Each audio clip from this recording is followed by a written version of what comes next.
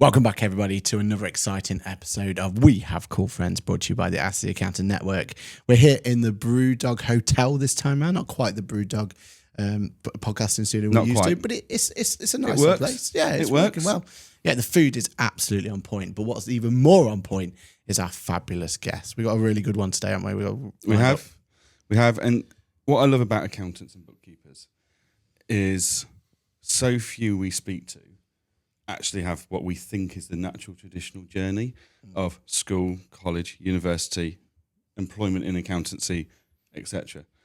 James, you've got a very different background to that, and I think it's people coming into the industry with different backgrounds actually brings so much value and insights from other aspects. 100%. Now, this is a Cool Friends episode. It means we're going to deep dive into one of our cool friends so you guys can understand why we think that they're a cool friend. We're going to listen to their journey, understand what their trials and tribulations are. But first, James, I think the best thing for you to do is just to give a bit of a background, who you are and why you're here. I'm James. So my name's James Goulsbra. Obviously, I'm part of GTA Accounting. And yeah, I've been running my practice for about 4 or 5 years now. Before then, I was very fortunate to be taken on by a practice that took me on as a trainee, and I was an audit. Don't tell Amy that. And yeah, decided then to sort of make the move to go and work in my own practice. But like you say, my journey was not a traditional one. Well, let's get into it. Talk us through. I was a sports coach. So sports my passion. I always wanted to play football. I was on Pompey's books when I was younger. And what team would you say you support? I'm a Liverpool fan. A Liverpool fan? Yeah. Okay. And for those of us, I know what Pompey is because my nan and granda were born and bred down there, and my dad grew up down there. But for the less aware people, the Pompey team is? Well, it's Portsmouth Football Club. There we go. Yeah, Naval City. Yep. So I was just playing. Football was my life. Yeah. And what position were you playing? I was playing up front, but my best position is actually in goal. In goal? Yeah, but I was determined to play on pitch. Yeah, so I was told too small, let go, and then I decided that I wanted to stay doing sport, and what better way was than going to coaching. Yeah. So I did all my coaching badges, went to university, got a degree in sports science. What uni was it? Chichester. It's all very local down south. Yeah. Because I worked whilst at uni. Struggling to find the Liverpool connection, but I'm sure we'll get there. I'll tell you in a bit, yeah. So, just a glorious support. No, I wasn't because I had to endure so much When pain. did you start supporting Liverpool? Last year. So I went through university. I had my coaching job, which were 2 friends who I was playing football with. They had their own coaching company. And then when I left university, I basically became full-time with them. I was just going around. It was football clubs, and then it was schools, and we were just football coaches to begin with. And over time, we then evolved to become a sports coaching company. So I effectively was a PE teacher in primary schools. I was playing for my local town called Petersfield, which is not a bad goalie, or were you from? I was on pitch. Okay. I actually started up front, and then by the end of my career, I was at the back. You were working my way back, but that was partly because my ankle started to be bad rather stubbornly. And if my wife's listening to this, she'll tell me, "I told you so," and that's not how she sounds, but that's how all our wives sound. Yeah. I actually stupidly ran a marathon, and then continued to try to play, and then I just badly twisted it, and unbeknown to me, I am actually ruptured and all the cartilage and ligament off both sides of your ankle, which is really rare. No.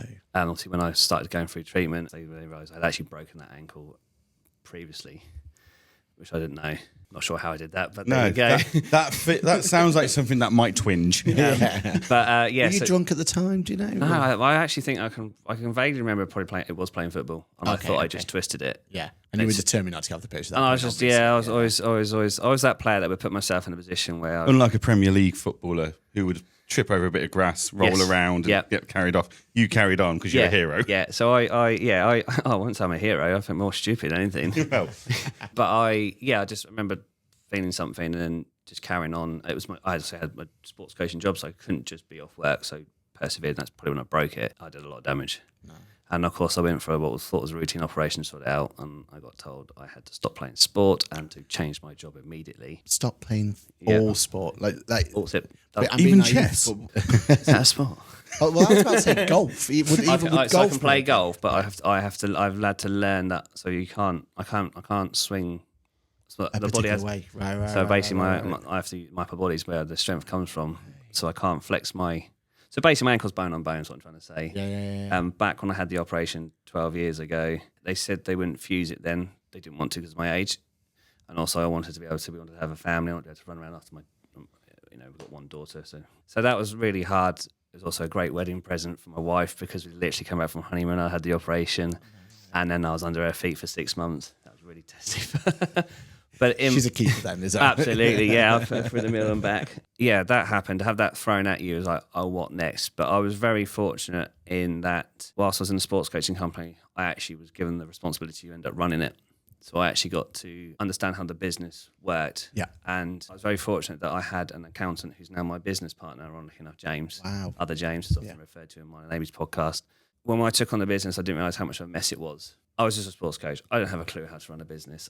My attention to detail has always been there, but just didn't know. So I very quickly had to learn the hard way where we were like, the business was in debt. We had loans I wasn't aware of. And had to work hard to turn it around. And James was there every step of the way. I could ask him questions. I was around his house on a Sunday morning. He was showing me stuff.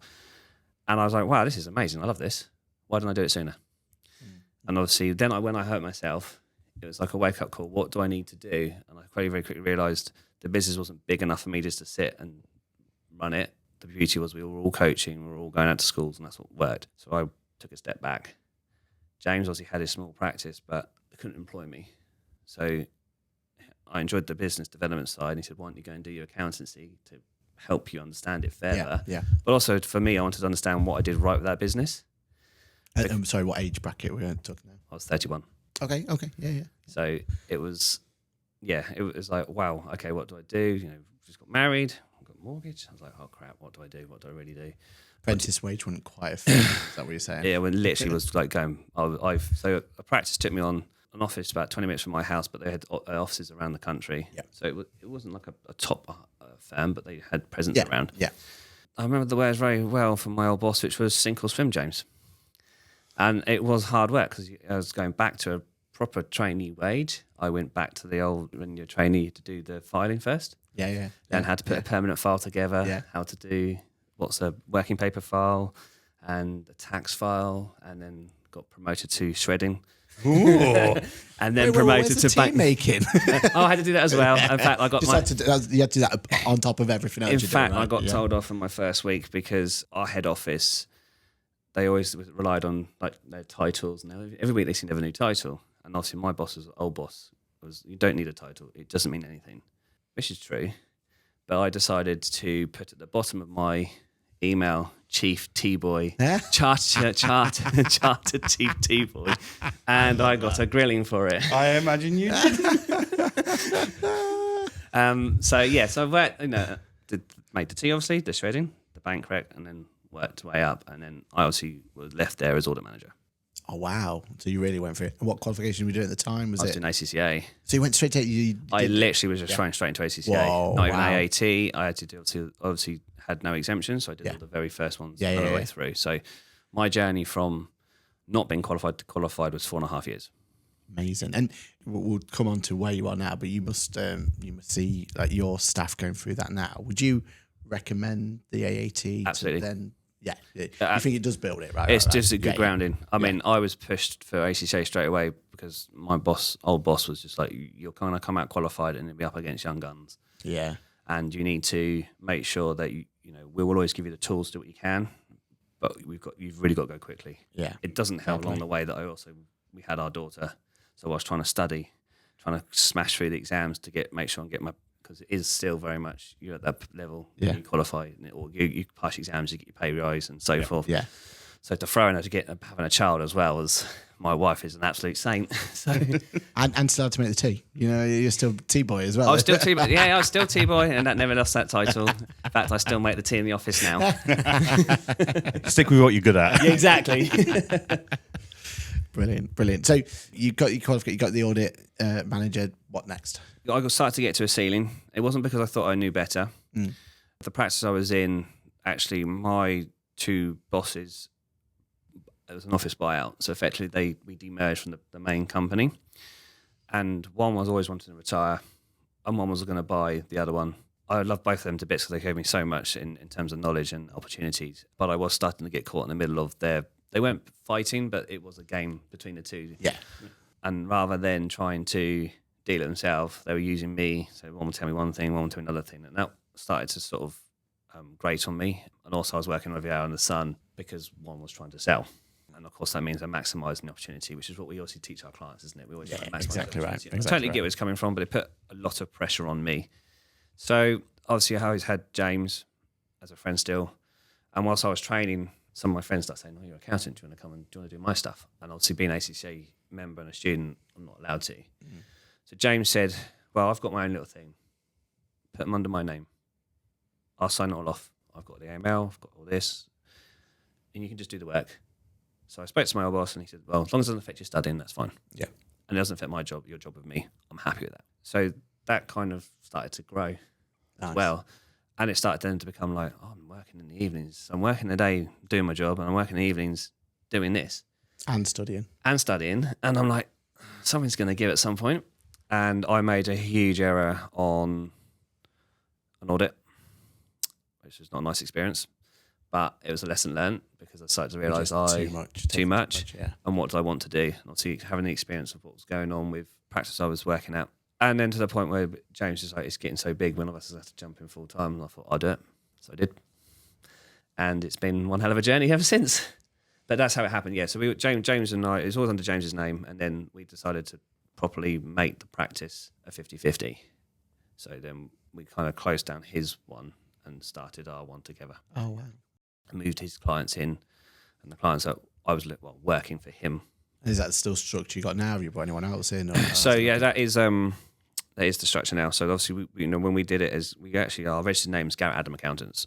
That is because we wanted something to have our names in it, but not be directly obvious. So Yeah. Garrett is James's middle name, and Adam is my middle name. Oh, clever. Ah. And then we had an opportunity probably 2 years ago where another practice about just down the road from us came up for sale. So we looked into it. We knew all about it. They were very good at what they did, and we can understand why it was going for sale. We just did due diligence and stuff on it, and then decided to walk away. But having said that, though, one of the partners liked what we did. We actually had 3 partners at one point. Oh, wow. So there's 3 of us, and that's why we rebranded to GTA, because the T was the letter of the first letter of this other practice. So GAT sounded crap. I'm a massive GTA fan. I was going to say, is it connected? And then I was like, we're going to have to play on this. That's how the rebrand came about. Amazing. And we've done that. And then sadly, that partner come across has obviously exited. And that's just because you start to realise some things aren't meant to be. We all get on very well. It just wasn't the right thing. Yeah. So we've parted ways. So it's now back to me and James. Nice. So it's been, like I say, in 5 years, it's been a hell of a journey. Yeah. And how many staff you got at the moment? So we're down. So it's myself and James and 6 others. Wow. We had a few more, but they've been cherry picked by the bigger firms. Yeah, that's the biggest problem. And that's always going to have that problem unless we decide to scale. And I'm always conscious that if I do that, I'm probably going to lose touch at what I think we're good at. Not necessarily not perfect, but what I think we're good at. Yeah. Awesome. And with the people you got now, they're fully remote. Or you got an office? What's the? So we got an office. In fact, it's quite a nice office. I think I've posted on LinkedIn a few times that people have been in and realised it's in the countryside. I think Jerry fell in love with it. Jerry Williams, that is, and a few others have as well. Yeah, so we have an office. It's a small office, but that's because some of the team are hybrid and some of the other team are fully in the office. That is because obviously where they're learning or our particular admin role needs to be in the office because we still get loads of posts from HMRC. Good old HMRC holding everyone back. Yes, yeah. The flexibility is there for the staff if they want to. They've got to earn the right for us. I mean, as much as I love my old bosses for what they did for me, I also found it hard when it's like sometimes I could just work from home, especially when you've got a young child and they might need you, they're sick and it's not, my wife had to work as well, so it's a balance, but they were very much like, you've got to come to the office. It's like you're chained to your desk. Yeah. If you went out for lunch break, where are you going? Yeah. You put it on your timesheet. Don't talk to me about that. Yep. But yeah, and that's what I sort of thought, well, it's good to have an office because a lot of our clients who we've got wanted to come and see us, so it's important there was a base, but also to build a culture that the team felt an environment they can learn in. And I would say have fun. It's not because it's hard work being in practice, but essentially by having an office, they get to have a sense of what our clients expect, but be part of the conversations and hear what's going on. So if witness the culture. Yeah, if we're not there, they can pick up very quickly on it and not have to rely on going around the outside just trying to cover. Yeah. So yeah, it's been fun having an office, that's for sure. Good. That's really good. And do you want to talk about your tech stack? I mean, what how's it look at the moment? It's all over the place. No, I'm joking. Yeah, I'm the guilty one. I'm probably running James ragged over this. We have as our practice management engager. Quick answer. That came about because we usually did have TaxCalc, and then we outgrew that one and we went to Pixie. Unfortunate circumstances with Pixie meant we decided to move away from that, and then we decided to take the full plunge into Engager. That for us works really well. So we've obviously got Engager as the hub. We've got TaxCalc as our accounts and tax returns. We as a practice, some could say we're probably spreading ourselves too thin. I disagree. I just think we find the systems that work for the clients, but with Xero certified, QuickBooks, Free Agent, Sage, because we believe that each one has a slightly different offering and it might suit different clients better. So we use those as the accounting and bookkeeping software. Apron, obviously some people want to use HubDoc because of the cost. There's no cost if there's Xero. We use Expert for a lot of things to help with the analytics and of the data. And nice. Do they have work papers as well? They have a workflow in it, but we don't use it because we use an Engager. Yeah. So the Expert, Expert's more for, what do we use Expert for? Oh, because we can build what's called custom experts, and basically we're trying to remove certain things within the office. So if the juniors are doing some work before it even goes to be reviewed, the custom expert set up to make sure this is still not right. Yeah, so they're learning to do something themselves. Yeah. So we're removing some reviews. It's what I call the boomerang effect. It goes to you to review, and then comes back to me. And most of the time, we'll just get it. We'll do it. We'll fix it, right? And we don't pass on the knowledge. So we've got that built in. It's working. We've also got Copilot with some AI agents going in. Nice. So we've got that going into an Engager to alert the team that someone signed something. So we've built that, and that was interesting to see how that would work because I didn't get it right first off. Yeah. But also we've got another agent that'll go in and identify when someone signed a document. Love that. So we've got those sort of things on. So that's kind of our tech stack. And every time I look at something, oh, that could work. How can that work? And I'll go and play, and James is like, oh God, not again. So are you the crowd looking at the shiny items and on the magpie? Should I say? So I have the idea, and Zara, who's our ops, is the one that has to implement it. Yeah. So I forgot we use BrightPay as well for our payroll. Yeah, I mean payroll's a hard one at the moment to it's get painful. Right, yeah. We were just speaking beforehand when we just about a few things like frustrations, but it makes you question why we're doing it as a service. If I'm honest, and who knows, next year maybe we won't. Maybe we'll just, if clients want us to do it, we'll just directly outsource it out somewhere because it does seem to be taking a lot of time. Yeah, 100%. That's one of those services that's gone around in circles. Like, because every accountant used to outsource it years gone by. In the last 4 or 5 years, everyone's tried to bring it in-house and there's bookkeepers that would never offer payroll, but they knew they had to offer payroll to be able to secure the job because the client doesn't want to go to a bookkeeper, an accountant, and a payroll person. They want to try and tie it into as few people as possible. So they used to then outsource it as well. Then it all seemed to have started coming back in-house because software's allowed that to happen. But I think everyone's starting to get to the point again where they're going, why are we doing this? Like, should we just outsource it again?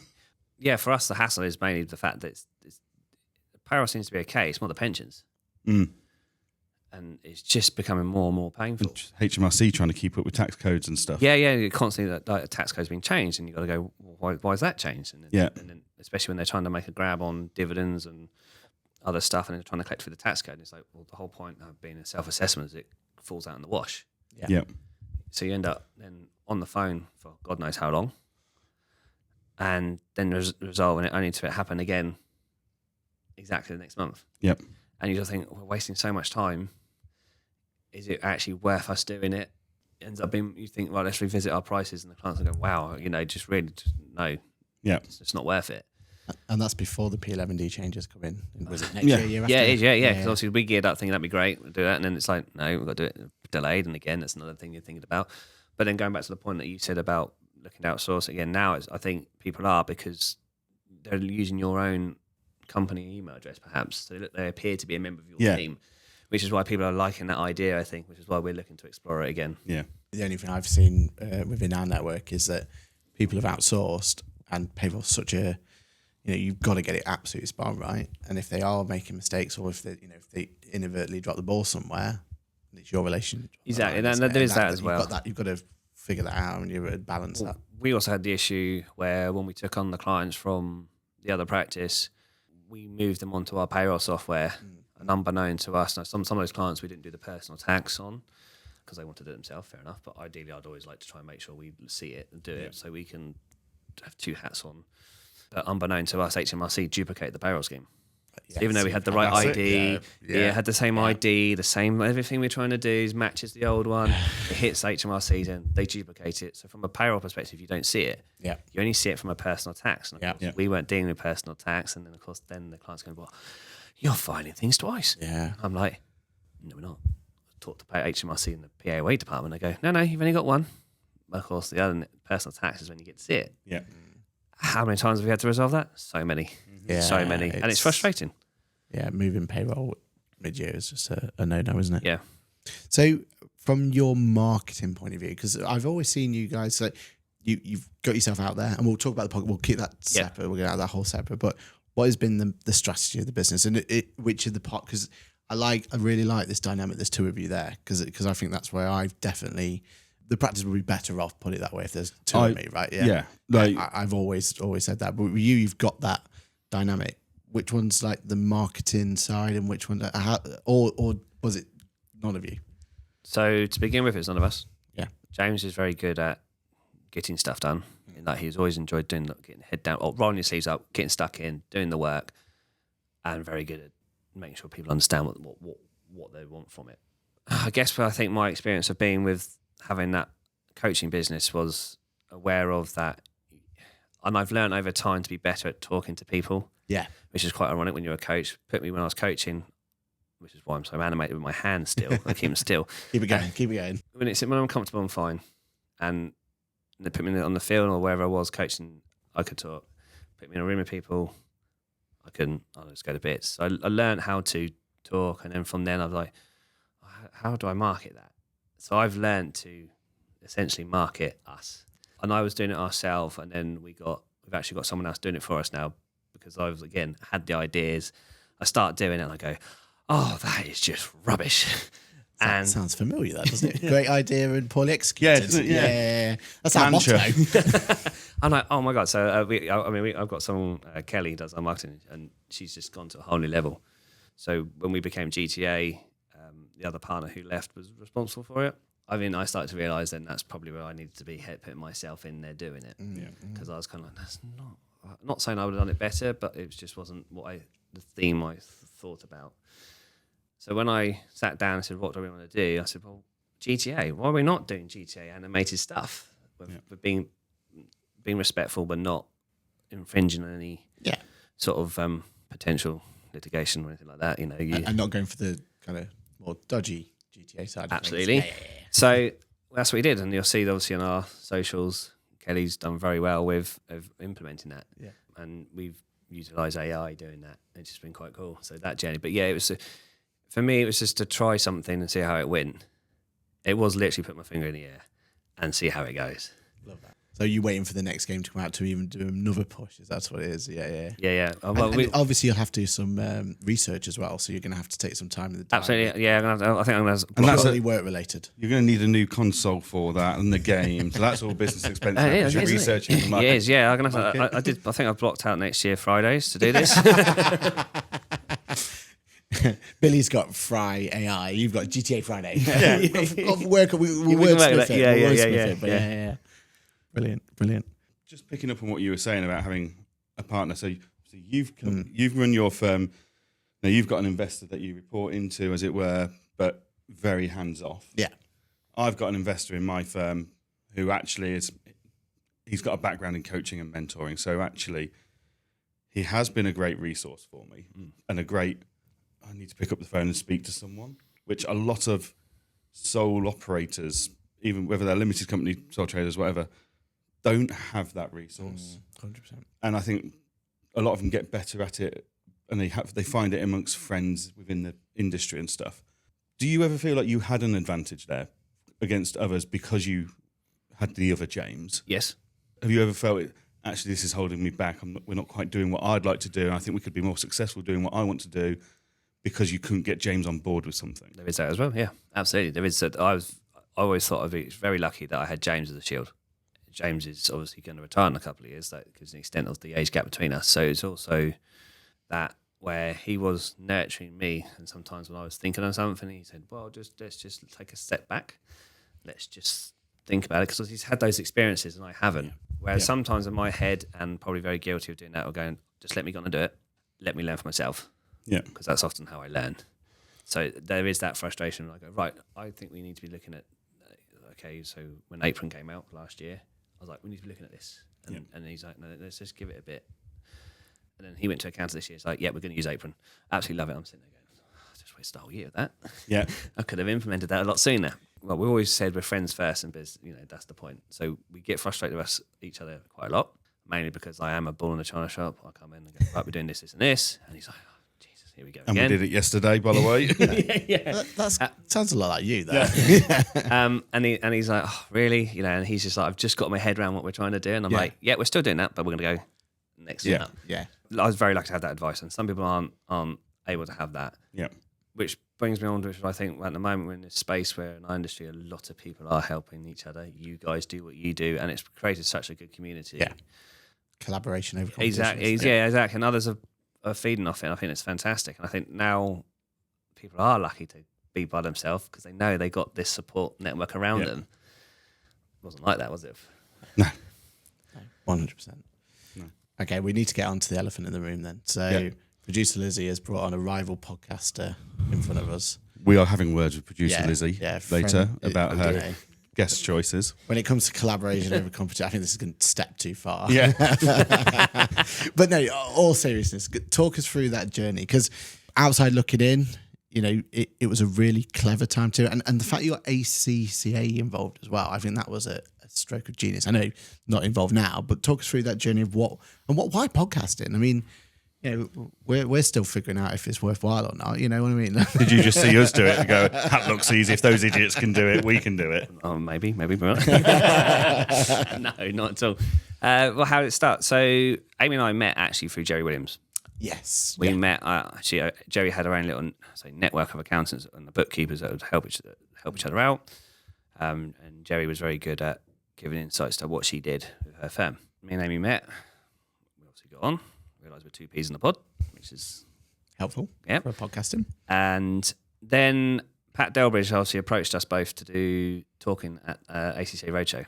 Oh, is that okay? So yeah. Amy did London and I did Southampton, but I was going first and Amy was the day after. And we were both talking about the same sort of topic, which was how to start a practice.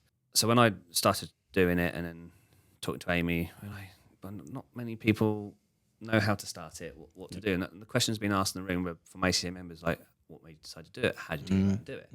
It wasn't your story, right? Yeah, and ACCA have always been very good at having the material there, but not necessarily pushing it out there. So Amy came up with the idea.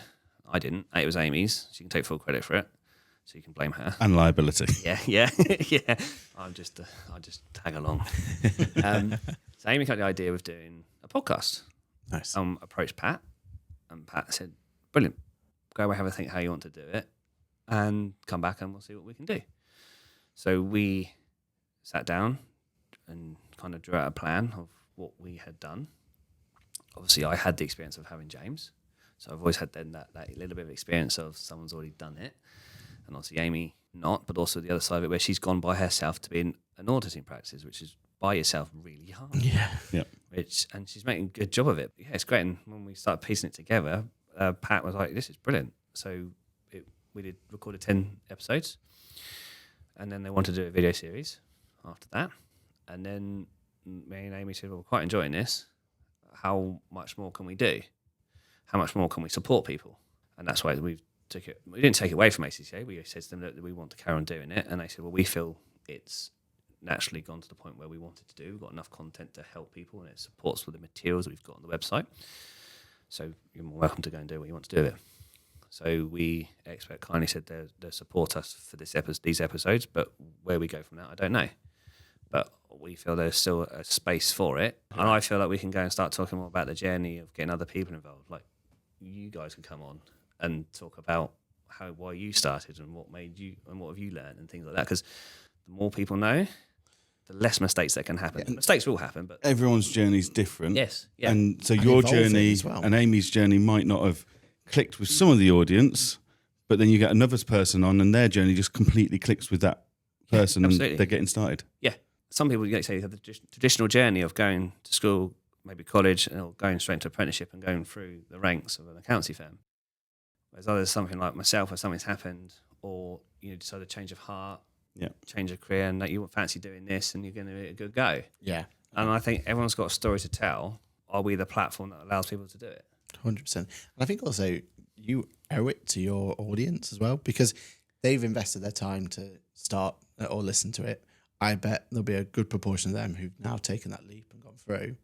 If you don't keep providing the content, they're going to be rabbits in the headlights like, well, what do I do now? Yeah, your topic is so an evolving topic, right? Yeah, and I'm not going to lie, I definitely feel like I struggle with imposter syndrome quite a lot. So I feel like I'm I still see myself as a sports coach.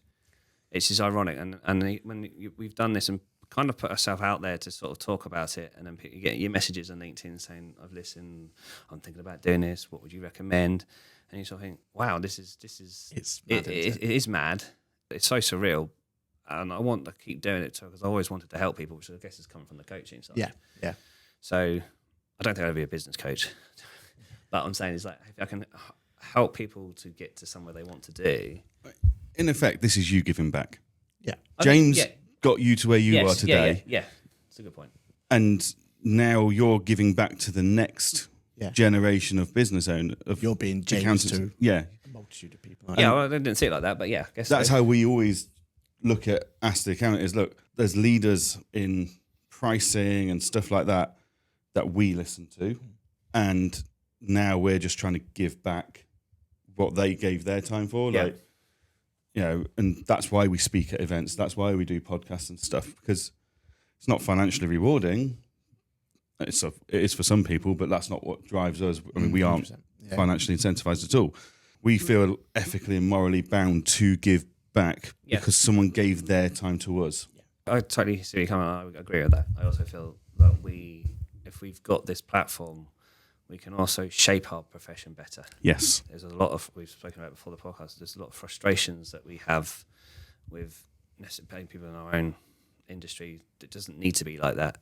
And I feel like if we can be the platform to sort of highlight it, then everyone gets to be educated about it. And that just means everything becomes better. Go back to you saying about, obviously, you know, we could be seen as rival podcasts. When I don't ever see that. It's never a case of we can be better than you. You guys do so many good things. You knew you were when you started out.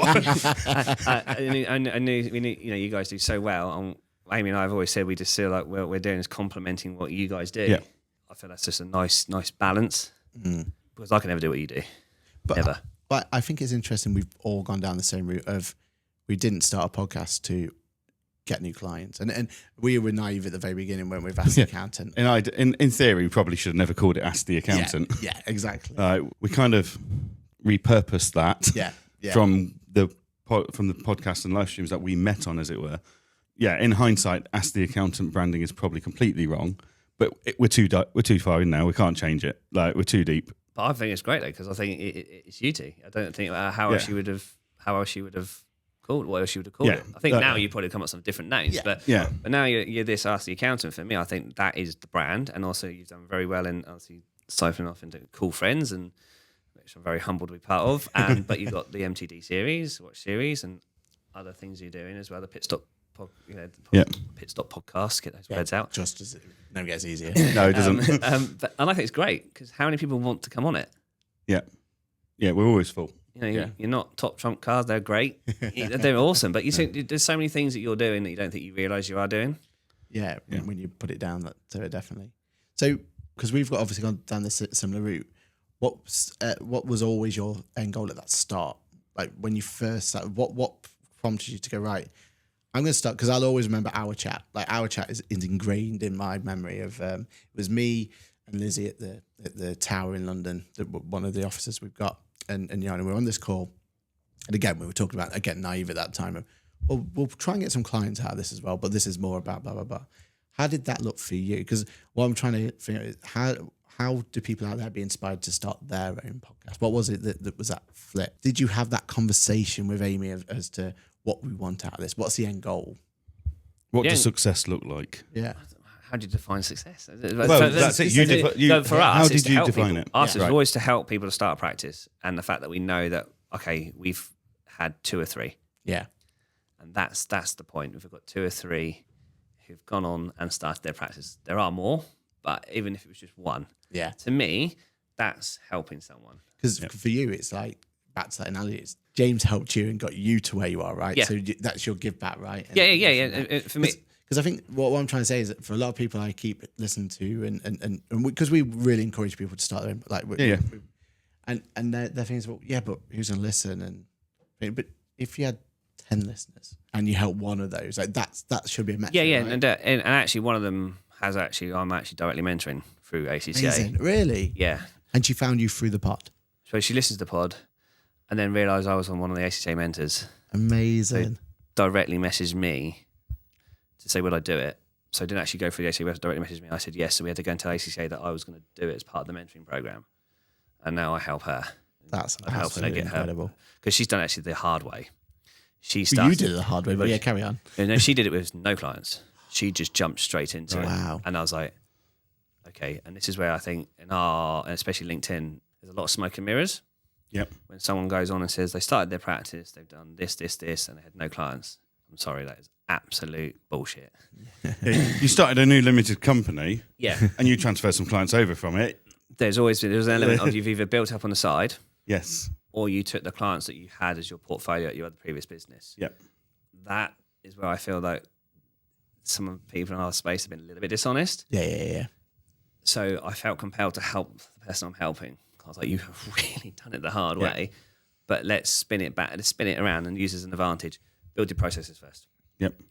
If you've got your processes nailed, the clients will come. Don't go and just win any client and then have no processes. Yeah. So that's what I've enjoyed that. But it's for me, it's just making, if it's one person, that's success for me. I love that. And how inspiring is that, right? Like, it's a lot of hard work getting to where you've got, a lot of hard work putting in, the hours to get the podcast, the ideas, because I think you guys even have to travel to a location, don't you, and film in the early days when you... Yeah, when we did the recording, we could do it anywhere because it was just on the platform. When we did the video series... Also, it was a separate series. Yeah, ACCA, we did the second episode, that was actually done out of ACCA headquarters. Wow. That's pretty cool. Although I did make a massive error where we were filming in the morning and I was hungry and the ACCA said, this is a really cool burger place around the corner. So I had a really spicy burger. Oh. So in the afternoon, I'm on camera sweating. It was like every time we cut, they had to go, you got to go and wipe your forehead. You're starting to glisten a bit. Yeah. I love that. So yeah, if you're going to do a podcast, make sure you don't have spicy food. Very true. Pro tip there. Yeah, pro tip. We've never given that bit of advice, have we? We just sit there. We just sit there with a burger sauce down. Breakfast sandwich from earlier. I love that. Some people just deliver it to a whole higher standard than what we do. Yeah. 100%. I just sit there and sweat it out. No, it's really inspiring though that you've got that story of you're giving back. That's the story, because I think and maybe we're overthinking this, but you had James and now you're that James to everyone else. I think that to me is the bit that really inspires the conversation going forward. But where do you want that podcast to go? Have you kind of got that end goal in mind, or? Well, Amy and I spoke about how we could potentially help other practice owners, the sole practitioners who are doing everything. So when it comes to year-end accounts, I don't know, we're all guilty of sometimes thinking our own work's the best. I still do it. I still make mistakes. Yeah. And my team will point that out left, right and centre, which is why they're there. But do we offer that as a service where we can say, look, we can come in and we can help? I guess like reviewing the accounts, making sure that they're compliant with FRS 105, FRS Second 102. pair of eyes. Yeah, just giving that extra bit of help. But obviously how we do that is going to be a hurdle because there are other people out there already doing it. Yeah. And we get on with them very well.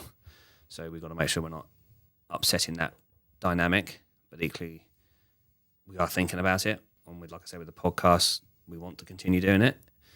It's just whether people want us to do it, because obviously at some point that's a factor. Yep. But equally, how do we keep doing it? So starting a practice, and is it then when we do have people on board to talk about their experiences, and we can really go a bit deeper in understanding, so then people can see that it's not the traditional way. And actually, quite a lot of people in our space now have coming from different routes. 100%, yeah. You know, I was talking to Hannah Campbell yesterday because she's obviously tax assist. And there's a tax assist office about a good 25 minutes down the road from me, and it's always owned by one person for so long. He's exited, and you know, two new people come in.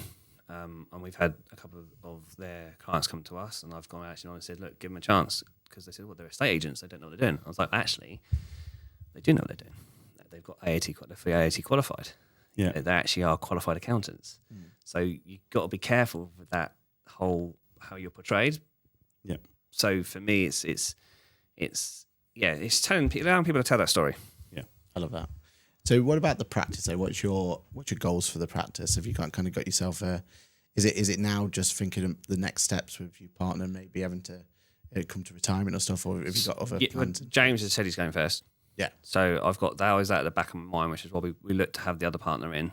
Okay, that was right. Yeah, So we brought them in because I wasn't by myself. I didn't want to be by myself, and James didn't want me to be by myself. Not because I wasn't capable, but just he knew the pressure. Yeah, exactly. He's been there by himself, and also seen how my old boss, when he came to retire, you know, he was by himself. I had the manager to buy him out, but the point was, at the back of his mind was, when's it happening? And I have honestly, in the last year or two, obviously with the experience of what's been going on, it's not all been plain sailing. Do I go when James goes? And if so, what do I do after that? Or do I have to carry on? And obviously I will have to buy him out as per our agreement, but coming to that value is going to be difficult. So there's lots of things weighing up for me. So I actually don't know. It's changing. It changes. And it changes on, especially how fast paced we're experiencing things happen. It's like, okay, do I want to keep doing this in 5 years' time? Because what I'm doing now is I'm enjoying, but I'm going to enjoy it in 5 years' time. So I am questioning myself, and I feel like if people are listening to this and, you know, in the same journey or sort of thing, I think it's not uncommon to feel like that. No, it's perfectly normal. And you've got to, that's what these events are for, right? Yeah. Like, we have that opportunity to have a chat with someone, talk it through, grab a beer, whatever, however works. You know, that's why I really, really recommend coming to events like this. Because you've said it already, you feel alone, don't you? You know, you've got that. Yeah, so I know. I think I'll continue. Because I'm just not someone that sits still. Yeah. Always want to be doing something. And obviously, if I can't do sport, I've got to do something. Yeah. My wife would say I'm constantly working. But she'll be the first to whinge when you're at home all the time and under her feet. Yeah. Well, that's the thing. And when I'm not working, I'm building Lego. So Legend. So yeah, that's all good. So what you're saying is you've got to keep working to pay off the debt for the new Death Star Lego model that's coming out. Yeah. I'm still trying to work out how to put it as a business expense. I was joking, of course. Or is he? If I got a GTA sticker on it, is that advertising? Exactly. Well, I was thinking of putting it on the back of my on the shelf behind me on webcam, so it's on display at all times. Then it's a prop. It is a prop. That might class it as a business expense. Yeah. But then I was thinking, do I then rebrand the whole company to Death Star Accounting? I like that. Just so I can spend £1,000 on the Death Star. It's going to cost me $6,000 to rebrand, but I get my Lego Death Star out of it. I'm sure there's a punchline on there with the marketing tip there, that sort of thing there. Thank you for coming in and sharing your journey. Because like what you're trying to do with your podcast, like, there is so many ways into this industry.